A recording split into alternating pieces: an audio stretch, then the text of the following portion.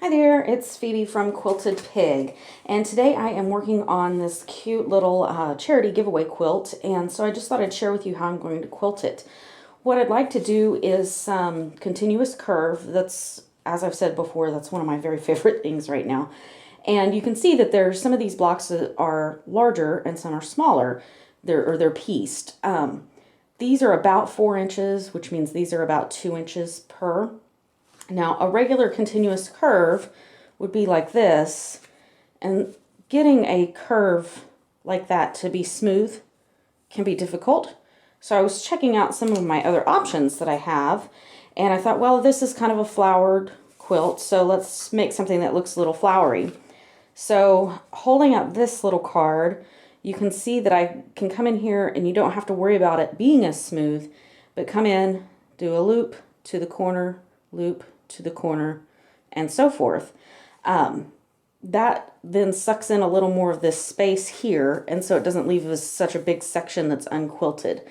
However, this one to me looks like a more modern kind of look than what we're looking at here. So I have this one where instead of doing the loops to the outside, doing the loops to the inside. Doing that gives us what looks sort of like a little flower to me. And I really kind of like that one.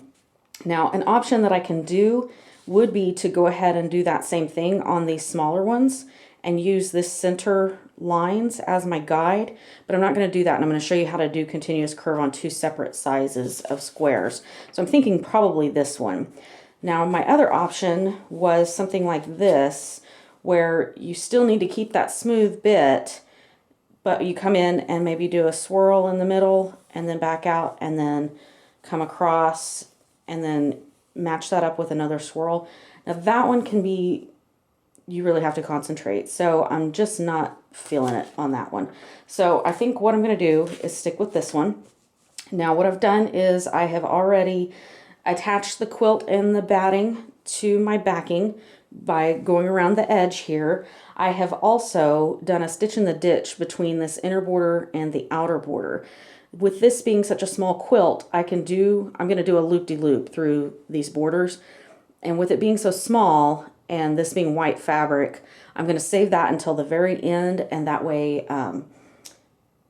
it won't have any seams in it, or stop starts in it, because I think that looks nicer that way. And since it's small like this, it should be fine.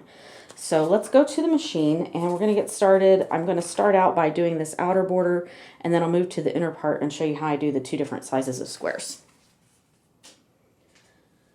So I have pulled out my thread, and I've got the light actually turned off on the machine because it makes a weird shadow. So we're just going to leave it like that, so hopefully you'll be able to see good enough with this. Now, unfortunately, I'm starting kind of far away, but that was so that with my big camera you could see the whole quilt at once.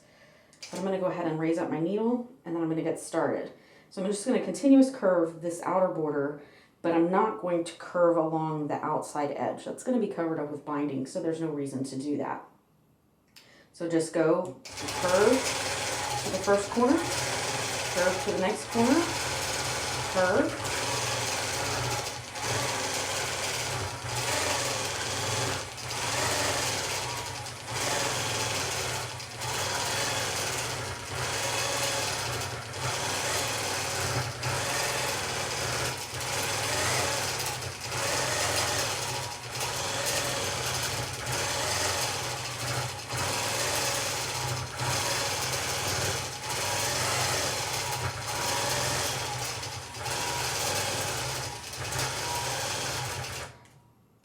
Now, as I got to this back corner, something that I kind of looked at as I was tracing this with my finger was that this leaves a big space unquilted because the binding, it's 2 whole sides that aren't quilted.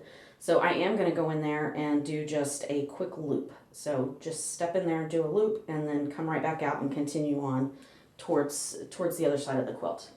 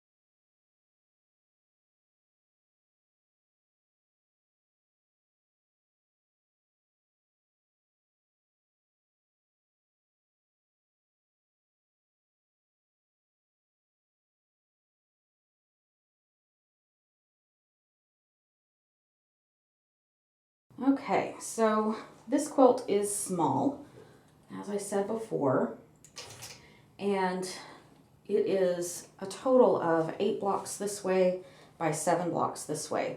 So what I've determined is that I will do, go ahead and set my needle down so we can talk about this. I'm going to do these 2 as one section, and then I'll do the 3 in the middle as the next section, and then the final 2 as the last section. And so I'm going to show you how that I go ahead and get out there and do the 2 different sizes of the blocks. So I'm starting at the top corner of my section that I'm going to quilt, and the way I'm going to handle this is I'm going to come in, do that, and then I'll go ahead and go up that spine, back, over here, there, up that spine, back, here, and from there I jump back into this block. So you'll see that I'm going to do that. It goes up, and this is where I cover this, then here, here, and then back into this.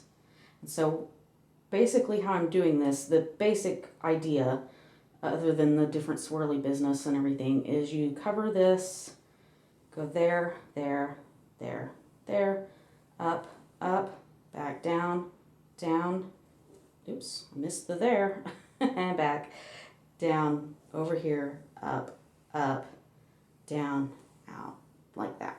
So that's what we're going to follow, and then you take your final lap is what comes back and it covers up the tops of these squares. So let's just take a look at how I do that.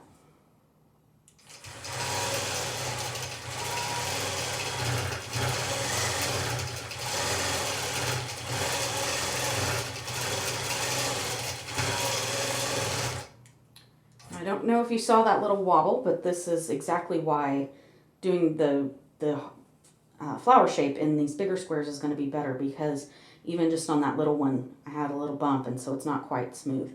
It'll look okay in the end, but doing that across this big section would have been a bigger mess.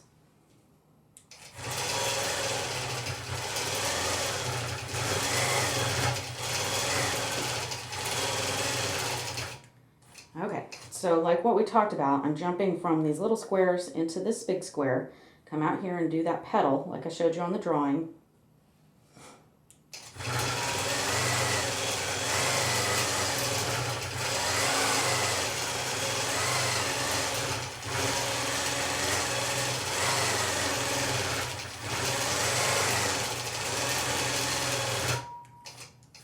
Okay, so that made that petal, and then we go back up to the top and then come back down and do the petals down through this one.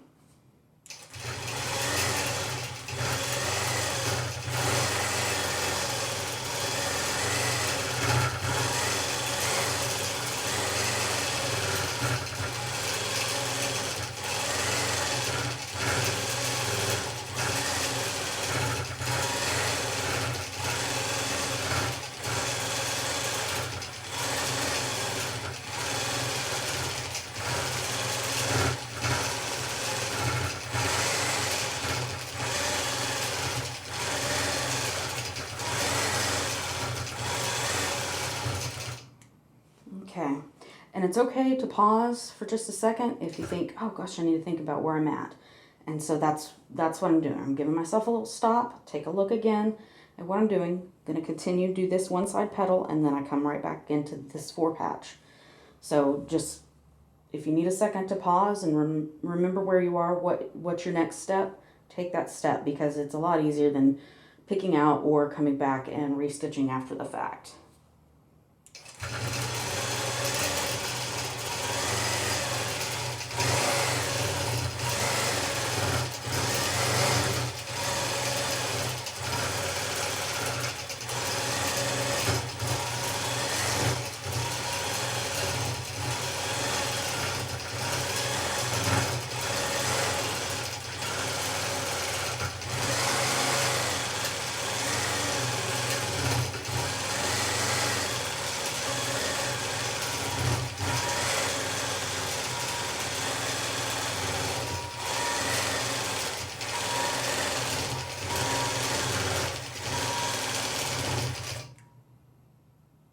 And speaking of going too far and coming back after the fact, is that I just totally spaced and went right on into this square.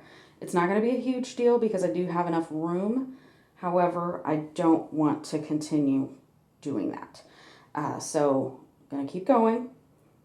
But again, I should have stopped, taken a look at where I was, taken stock of what I was doing, and now I'm going to have to work around this later. But it won't be a big deal. We'll get it taken care of.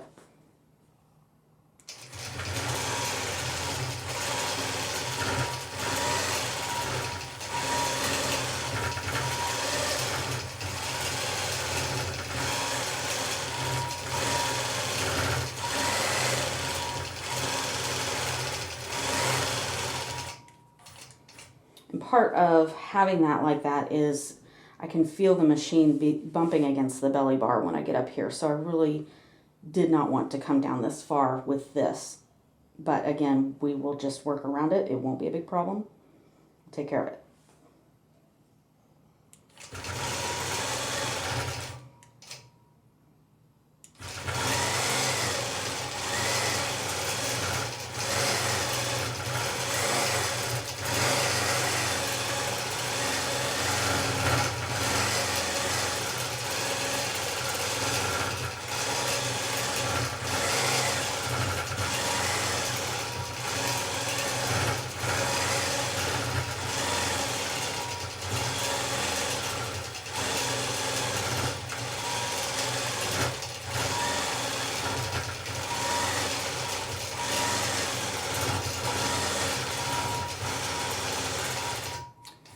Okay, and as I think through this, I think what I'm going to do is go ahead and continue with all of these. But you can see this is how we're going to overcome a mistake. I'm going to roll the quilt just a little bit to give myself a little more room here.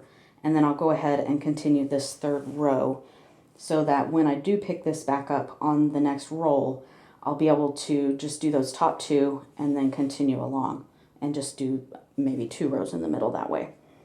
Okay, so you can see that I have advanced the quilt just a little bit in order to accommodate my mistake. So what I'm going to do is continue with this whole third set of rows, just so that I don't have to do a jog in and a jog out when I do the next section.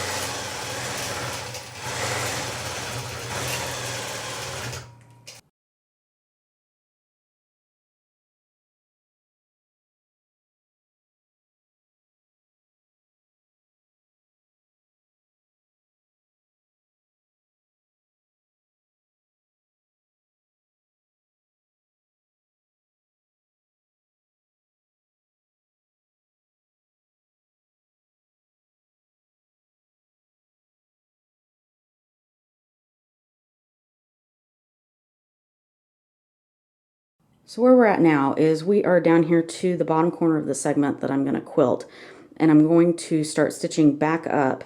And what that will entail is basically I'm closing up the open side of every single one of the squares that we just did. So let's take a look at how that's done.